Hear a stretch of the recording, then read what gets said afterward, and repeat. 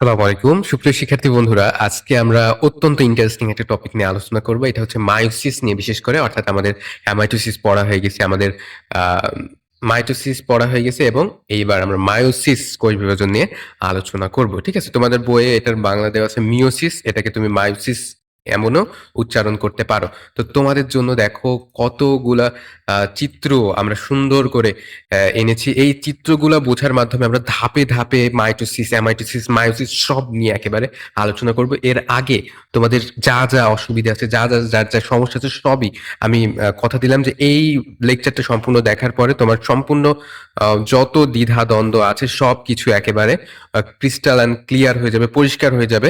এটা আমি তোমাকে গ্যারান্টি এই ভিডিওতে দিব, কেননা এটা আমাদের লাস্ট লেকচার অফ দ্য এই অধ্যায়ের অফ দ্য চ্যাপ্টার। ঠিক আছে, তো চলো আমরা খুব সুন্দর করে বোঝার ট্রাই করব। এর আগে আমরা যা যা দেখা যাচ্ছে বোঝা বাকি ছিল বা যেইগুলো আমরা অনেকে বুঝতে সমস্যা হতে পারে সেইগুলা এখানে খুব সুন্দরভাবে আমরা রিপ্রেজেন্ট করার ট্রাই করব। তো চলো শুরু করা যাক আজকে আমাদের লেকচারটা। তো তোমাদেরকে নিয়ে সাজাইছি, জাস্ট চিত্রগুলো দেখবা, চিত্রগুলো দেখলে, যেই সকল চিত্র দেখা হবে চিত্রগুলো দেখলে তোমাদের সম্পূর্ণরূপে ক্লিয়ার হয়ে যাবে। এবং তোমরা বলবা যে চিত্রগুলো যদি চাও তাহলে কমেন্ট করে অবশ্যই জানাবা, আমরা তোমাদের ইনবক্সে চিত্রগুলো পাঠাই দিব। তো দেখো, প্রথমে প্রথমে আমরা কি পড়ছিলাম? অ্যামাইটোসিস কোষ বিভাজন, তাই না? অ্যামাইটোসিস কোষ বিভাজনে কি হয়েছিল? এই যে একটা কোষ, আচ্ছা তার আগে জানতে হবে অ্যামাইটোসিস কোষ বিভাজন কোথায় ঘটে।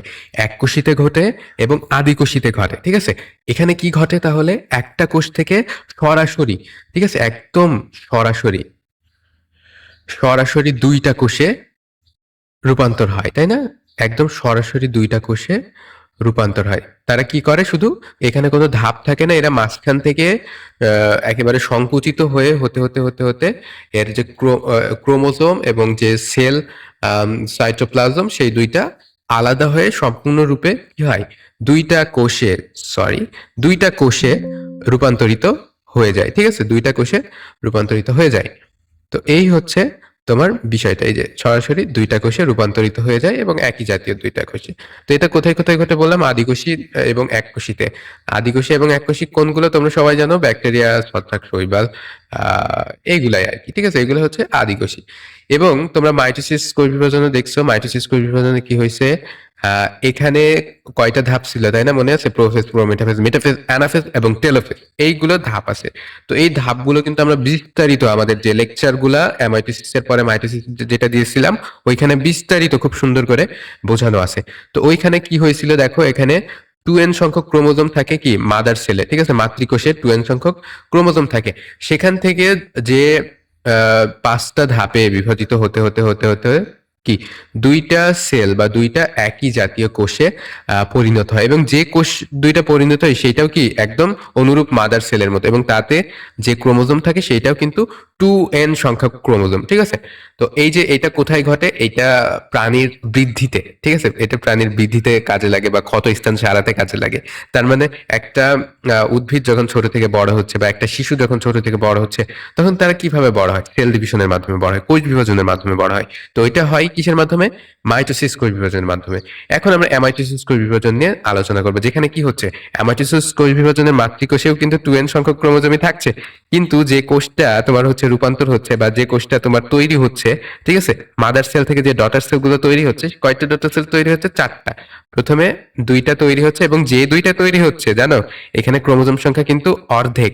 অর্থাৎ মাদার সেলে যে ক্রোমোজোম সংখ্যা থাকে তোমার মায়োসিস ওয়ানে, বা তোমার প্রথম যে মায়োসিসের ধাপটা মায়োসিস ওয়ান, এই মায়োসিস ওয়ানে সেই ক্রোমোজোম সংখ্যা অর্ধেক চলে আসে, অর্ধেক কি এনে চলে আসে। এটা নিয়ে আমরা চিত্র সহকারে বোঝাবো, তোমরা এখন না বুঝতে পারলে কোনো সমস্যা নেই, যা বলছি শুনে যাও এবং সামনে যে চিত্রগুলো দেখাবো সেই চিত্রগুলো তোমরা দেখে নিবা। তো এখানে দুইটা কোষ যে রূপান্তরিত হয়, ঠিক আছে, প্রথমে যে দুইটা কোষ তৈরি হয় সেই দুইটা কোষে কি ক্রোমোজোম সংখ্যা মাতৃকোষের থেকে অর্ধেক থাকে। এবং আবার কি হয়? আবার তারা ডিভিশন ঘটায়, এবং ডিভিশন ঘটিয়ে কি হয়? আলটিমেটলি দেখো, একটা মাদার সেল থেকে 4টা ডটার সেলে বা 4টা তোমার হচ্ছে কন্যা কোষ, তাই তো, ডটার সেল বা অপত্য কোষে তো রূপান্তর ঘটে। তো এটা হচ্ছে মায়োসিস টু বিভাজন, ঠিক আছে। এখানে মায়োসিসের কয়টা ধাপ আছে? দুইটা, একটা মায়োসিস ওয়ান, একটা মায়োসিস টু। এই যে মায়োসিস টু তে যা ঘটে সেটা হচ্ছে প্রত্যেকটা যে ডটার সেল থাকে, প্রত্যেকটা ডটার সেলে এন সংখ্যক ক্রোমোজোম থাকে। প্রত্যেকটা ডটার সেলে কি থাকে? এন সংখ্যক ক্রোমোজোম থাকে। তার মানে মাতৃকোষে যে ক্রোমোজোম সংখ্যা থাকে তার অর্ধেক, ঠিক আছে। কিন্তু এই যে দেখো, একটা জিনিস খেয়াল করো বাচ্চারা, মায়োসিস ওয়ানে অর্থাৎ প্রথম যে বিভাজন হয়, বিভাজনের কি কি হয়? ক্রোমোজোম সংখ্যা অর্ধেক হয়ে এন হয়ে যায়, তাই না? কিন্তু দ্বিতীয় যে বিভাজন হয়, দ্বিতীয় বিভাজনে কিন্তু এনই থাকে। এই কারণে আমরা কি বলতে পারি? এই কারণে আমরা বলতে পারি মায়োসিস টু যে বিভাজনটা হয়, সেই বিভাজনটা কি অনুরূপ কিসের মতো বলতো? মাইটোসিসের মতো, একদম ঠিক আছে। মাইটোসিসের মতো বিভাজন। তাহলে মাইটোসিস কি হয়? এটাকে কি বলা হয়? সমীকরণিক বিভাজন বা সমান সমান করার যে বিভাজনটা, সেটা অর্থাৎ মাইটোসিস বিভাজনটার অনুরূপ হয় কি মাইটোসিস টু বিভাজন, ঠিক আছে। কিন্তু মাইটোসিস ওয়ান যেটা হয় সেটাতে কি হয়? ক্রোমোজোম সংখ্যা অর্ধেক হয়ে যায়। তাহলে তোমার যদি পরীক্ষাতে কোশ্চেন আসে যে কোন ধাপে ক্রোমোজোম সংখ্যা অর্ধেক হয়, তাহলে তুমি কি বলবা? মায়োসিস একে, ঠিক আছে। বুঝে গেছে? আশা করি তুমি সম্পূর্ণরূপে এটা ক্লিয়ার এবং নিশ্চিত এই ব্যাপারে। তো চলো এবার আমরা চিত্রের মাধ্যমে বোঝার ট্রাই করবো। তোমরা সপ্তম শ্রেণীতে কিন্তু কোষ সম্পর্কে বিস্তারিত পড়েছিলে, তাই না? তো এটা কি কোষ বলতো? এই চার কোণা যেটা, এটা কি কোষ? এবং এইটা কি কোষ বলতো? এটা হচ্ছে কি বলতো? Plant sell. আর এটা কি? Animal cell. এটা তোমার হচ্ছে উদ্ভিদ কোষ, এটা হচ্ছে প্রাণী কোষ। তো দেখো তো, উদ্ভিদ কোষে তোমার কি আছে? উদ্ভিদ কোষ এবং প্রাণী কোষের মধ্যে যেটা পার্থক্য সেটা হচ্ছে উদ্ভিদ কোষে ক্লোরোপ্লাস্ট থাকে। ক্লোরোপ্লাস্টের কাজ কি? তোমার হচ্ছে উদ্ভিদ যে সবুজ রং থাকে উদ্ভিদের, উদ্ভিদ যে খাদ্য তৈরি করতে পারে সূর্যের আলোর উপস্থিতিতে, সেটা কিসের মাধ্যমে? ক্লোরোপ্লাস্টের মাধ্যমে, যা কি প্রাণীতে নাই, তাই না? তারপর উদ্ভিদের এই যে বাইরে দেখো যে সেল লেয়ার আছে, ঠিক আছে, এই সেল লেয়ারটা কি প্রাণীতে নাই। তারপরে প্লাজমোডিজম আছে যেটা, সেটা কি? অর্থাৎ এই যে ফাঁকা ফাঁকা জায়গা থাকে উদ্ভিদ কোষের ভেতরে, কিন্তু প্রাণী কোষে কিন্তু সেই ফাঁকা ফাঁকা ওই জায়গাটা নাই। এই যে উদ্ভিদ কোষে ফাঁকা ফাঁকা জায়গা থাকে, এখান থেকে কি বিভিন্ন ধরনের ম্যাটেরিয়ালস আসে, কিন্তু প্রাণী কোষে সেটা আসে না। কারণ কি? প্রাণী কোষে রয়েছে কি বলতো? সেল মেমব্রেন আছে। সেল মেমব্রেনের ভিতরটি এমনিতেই আসে, কিন্তু উদ্ভিদ কোষে কি আছে? সেল ওয়াল আছে। যাই হোক, এটা নিয়ে আলোচনা করতে গেলে অনেক কিছু আসবে। তো তোমাদের মূলত যেটা জানতে হবে সেটা হচ্ছে, দেখো নিউক্লিয়াস। নিউক্লিয়াস কোথায় থাকে দেখো তো? এটা উদ্ভিদ কোষেও থাকে, এটা কি প্রাণী কোষেও থাকে, ঠিক আছে। মনে থাকবে? আচ্ছা, তোমাদের এখানে এই যে কত সুন্দর আলোচনা, এগুলো ক্লাস 7 আনফরচুনেটলি সব হয়ে গেছে। তো আমি যদি পারতাম তোমার এই যে ক্লাস এটার উপরে, সম্পূর্ণ সেলের উপরে যে এমন ভাবে একটা ক্লাস তৈরি করে দিতাম বা তোমাদেরকে বুঝাইতাম যে সেল নিয়ে বা কোষ নিয়ে তোমরা একেবারে মাস্টার হয়ে যেতে, ঠিক আছে। তো দেখো, এটা 3D তে বোঝানো আছে। আমাদের মেন টার্গেট হচ্ছে নিউক্লিয়াসটা দেখা। তোমরা দেখো 3D তে নিউক্লিয়াসটা দেখো। এটা হচ্ছে তোমার প্লান্ট সেলের যে নিউক্লিয়াসটা সেইটা, আর এইটা হচ্ছে তোমার অ্যানিমাল সেলের যে নিউক্লিয়াসটা সেটা। দেখছো নিউক্লিয়াসটা কেমন হয় দেখতে? এরকম বৃত্তকার হয়। আহ, এবং নিউক্লিয়াসের বাইরে কি সাইটোপ্লাজম থাকে এবং অন্যান্য যে সকল অঙ্গাণু সেগুলো থাকে। কিন্তু নিউক্লিয়াসের ভেতরে দেখো কি হয়? নিউক্লিয়াসের ভেতরে একটা নিউক্লিওলাস থাকে, ঠিক আছে। নিউক্লিওলাস থাকে নিউক্লিয়াসের ভেতরে, এবং এর ভিতরে কিন্তু ডিএনএ, আরএনএ বা তোমার হচ্ছে যত জেনেটিক ম্যাটেরিয়ালস আছে সবই কিন্তু তোমার এই যে আহ ক্লোরো সরি এই যে নিউক্লিয়াস এর ভেতরে থাকে, ঠিক আছে। নিউক্লিয়াসের ভেতরে থাকে। তো চলো আমরা নিউক্লিয়াসটা দেখা যাক। দেখো নিউক্লিয়াসটা কেমন হয়। দেখছো কত সুন্দর 3D তে আমরা নিউক্লিয়াসটা দেখাইছি। নিউক্লিয়াস তোমার এইরকম হয়। নিউক্লিয়াসের সাথে এমন রাইবোজোম যুক্ত থাকে। রাইবোজোমের কাজ কি? প্রোটিন সৃষ্টি করা। অর্থাৎ নিউক্লিয়াসের ভেতরে যত জেনেটিক ম্যাটেরিয়াল আছে সেগুলো তৈরি করতে এরা প্রত্যক্ষ এবং পরোক্ষভাবে কাজ করে। তো নিউক্লিয়াসের আশেপাশে দেখো আর কি কি আছে? রাইবোজোম তো যুক্ত আছে, আমরা দেখতে পাচ্ছি এরকম বল বল রাইবোজোম আছে। কিন্তু আর কি কি আছে দেখো তো? আরো এই যে পোর আছে, তাই না? এরকম ছিদ্র আছে, ঠিক আছে। এই ছিদ্র দিয়ে কি করে? ওই জেনেটিক ম্যাটেরিয়ালস গুলো যাওয়া আসা করে। তো এই যে ছিদ্র আছে, এই ছিদ্রটাকে কি বলা হয়? নিউক্লিয়ার পোর, ঠিক আছে। নিউক্লিয়ার পোর কোথায়? এই ছিদ্রগুলো।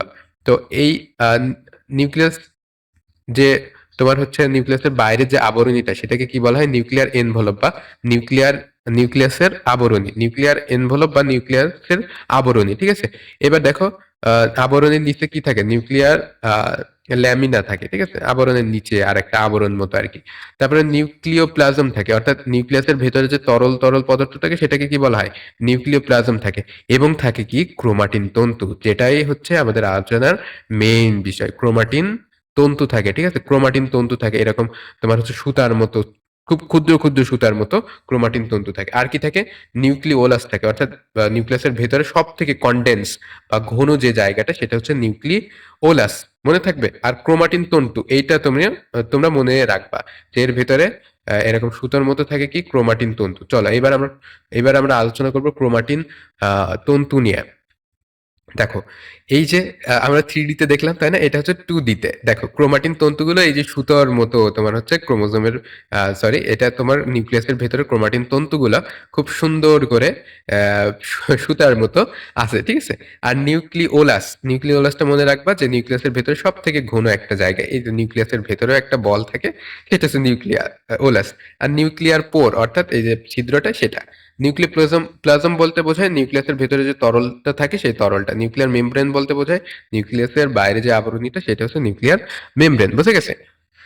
ওকে। তো এতটুকু বোঝা গেলে এবার আমরা নিউক্লিয়াসের ভেতরে যে ক্রোমাটিন তন্তু আছে, এই ক্রোমাটিন তন্তুটাই হচ্ছে আমাদের আলোচনার মেন বিষয়। তো চলো ক্রোমাটিন তন্তু নিয়ে আমাদের সেল ডিভিশনে কোথায় কাজে লাগছে সেটা দেখবো। তো দেখো, এখানে যে ক্রোমাটিন তন্তুটা আছে, ঠিক আছে, এই যে ক্রোমাটিন তন্তুটা আছে, এটা কি নিয়ে গঠিত? এটা ডিএনএ দিয়ে গঠিত, ঠিক আছে। এটা ডিএনএ থাকবে এবং ডিএনএ এর সাথে ওই হিস্টোন প্রোটিন ডিএনএ দ্বারা পেঁচানো থাকবে, পেঁচিয়ে পেঁচিয়ে পেঁচিয়ে পেঁচিয়ে এই ক্রোমাটিন তন্তুটা তৈরি হয়। তাহলে ক্রোমাটিন তন্তু তৈরি হয় কি দিয়ে, বুঝতে পারছো? এই ডিএনএ এবং এই যে হিস্টোন প্রোটিন এইগুলো দিয়ে পেছনে পেছনে ভাবে তোমার এই ক্রোমাটিন তন্তুটা, বা ওই যে সুতার মতো যে পেছনে পেছনে গুলো, এইগুলো দেখলে এগুলো সেই ক্রোমাটিন তন্তু।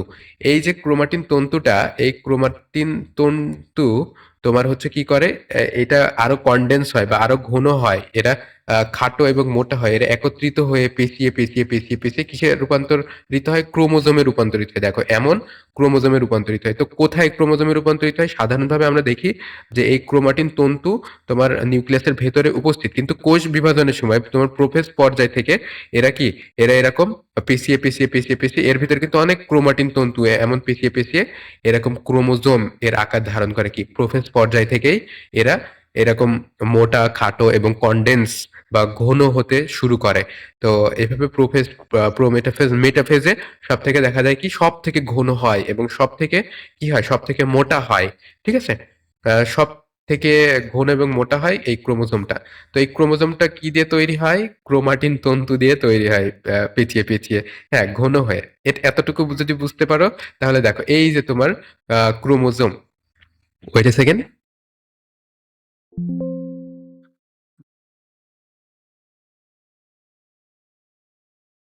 আচ্ছা, তো দেখো, আমরা আমরা যেটা বলছিলাম সেটা হচ্ছে তোমার এই যে ক্রোমোজোম, ঠিক আছে, এই এই হচ্ছে তোমার ক্রোমোজোম কি পেশিয়ে হয়? ক্রোমাটিন তন্তু পেশিয়ে পেশিয়ে ক্রোমোজোমটা সৃষ্টি হয়। তো এই যে ক্রোমোজোম তোমরা দেখছো, এই ক্রোমোজোম দেখতে পাচ্ছ যে তোমরা এক জায়গায় কিন্তু লাগানো মতো আছে, ঠিক আছে। কোন জায়গায় লাগানো আছে? যে জায়গায় লাগানো আছে সেটাকে কি কি বলা হয়? সেন্ট্রোমিয়ার। সেন্ট্রো মানে কি? মাঝখানে, তাই তো।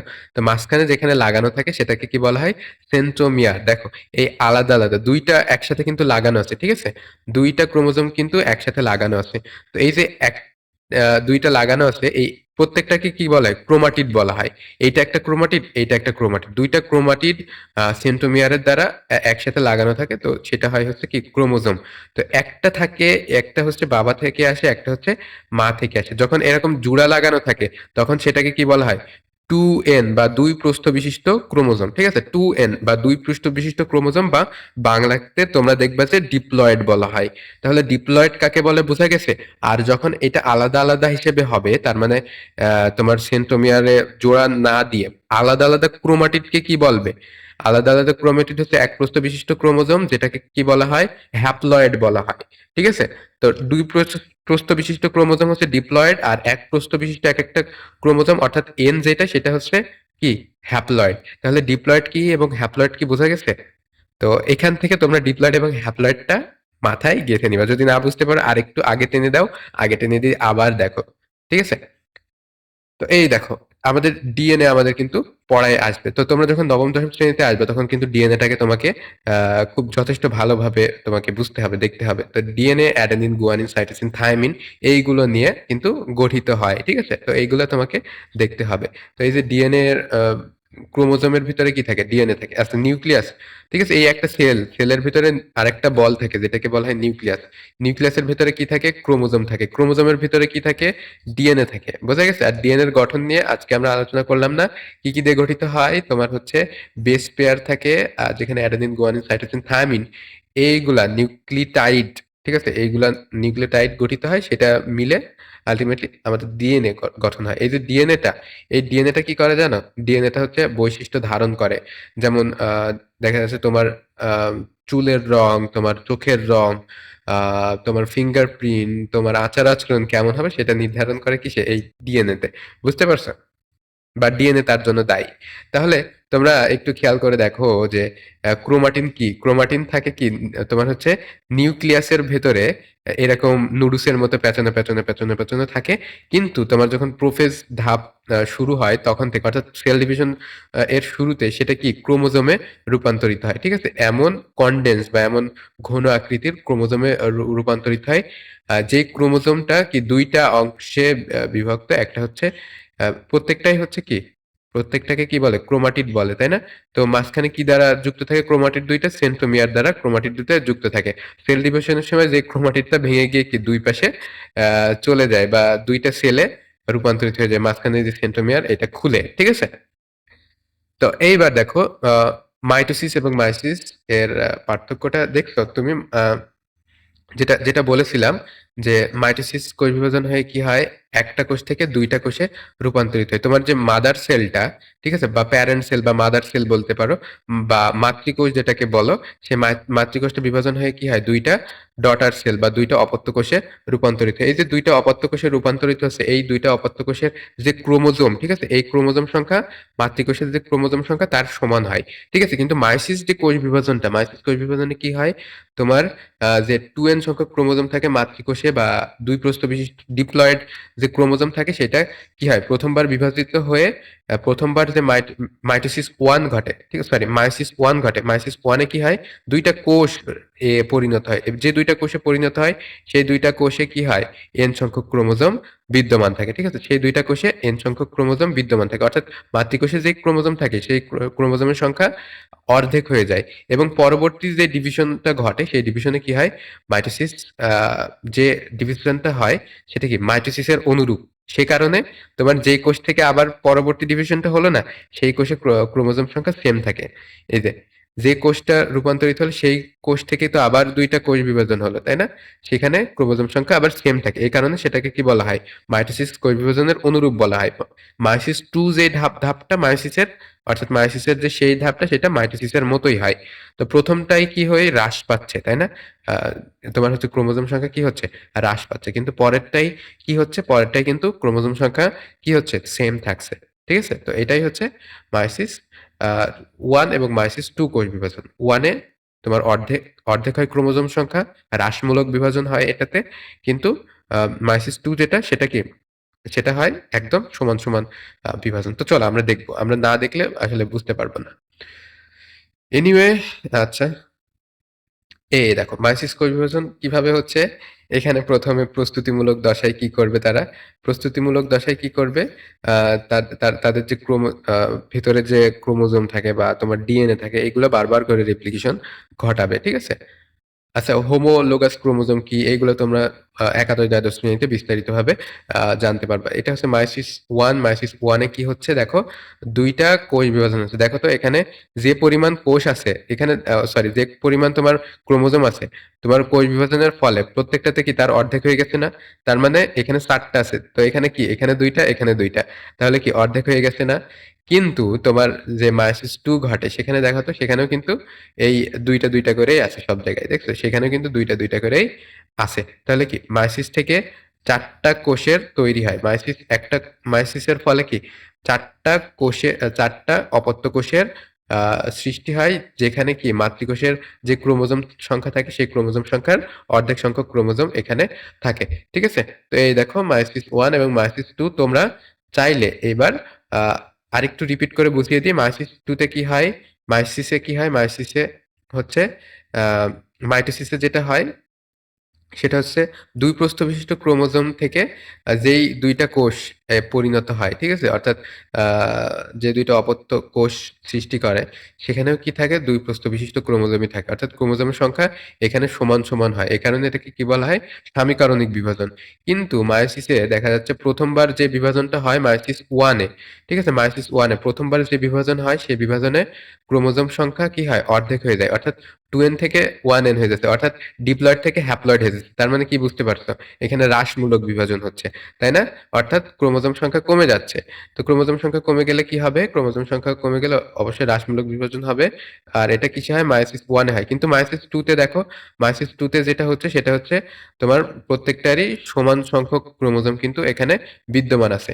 অর্থাৎ দেখো প্রত্যেকটাতেই n সংখ্যক ক্রোমোজোম আছে। বোঝা গেছে? তার মানে কি? তার মানে যে কোষটা বিভাজন হইছে ২ নম্বর ধাপে, সেই কোষ বিভাজনে কি হইছে? তোমার হচ্ছে মাতৃকোষে ক্রোমোজোম সংখ্যার অর্ধেক সংখ্যক ক্রোমোজোম কিন্তু সেখানে হয়ে গেছে। আই হোপ তোমরা সবাই এবার ক্লিয়ার হইছো। এখন এই ধাপগুলো আমাদের আ পড়ার খুব একটা দরকার নেই। কেন দরকার নেই? কারণ তোমরা এখন মাত্র ৮ম শ্রেণীতে। যখন নবম, দশম এবং একাদশ, দ্বাদশ শ্রেণীতে উঠবা, তখন দেখবা যে মাইটোসিসের যে কয়টা ধাপ আছে, বিশেষ করে মাইটোসিস ১ এ যে হ্রাসমূলক বিভাজনটা হয়, সেখানে লেপ্টোটিন, জাইগোটিন, প্যাকাইটিন এবং ডায়াকাইনেসিস এই ৫ টা ধাপে আবার বিভাজিত হবে। এটা তোমরা একাদশ শ্রেণীতে যখন উঠবা, তখন তোমরা বুঝতে পারবা। ঠিক আছে? তো দেখো একটা এখানে আমরা কি জানি? আমাদের ৪৬ টি জানো? হিউম্যান বডিতে ৪৬ টি ক্রোমোজোম থাকে। অর্থাৎ কয়টা? ২৩ জোড়া। ঠিক আছে? ২৩ জোড়া ক্রোমোজোম। এই ২৩ জোড়ার ভিতরে ১ জোড়া আসে দেখো। ২৩ জোড়ার ভিতরে ১ জোড়া আসে বাবা থেকে, ১ জোড়া আসে মা থেকে।